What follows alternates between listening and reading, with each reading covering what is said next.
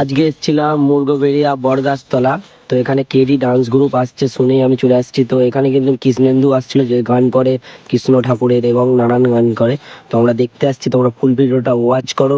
KD dance group মানে Calcutta dance group, মানে এখানে কত ভিড় হয়েছে দেখো এই ডান্স গ্রুপটা দেখার জন্য। তো সবাই এনজয় করো আমার ভিডিও দেখে, যারা যারা যাওনি চলো।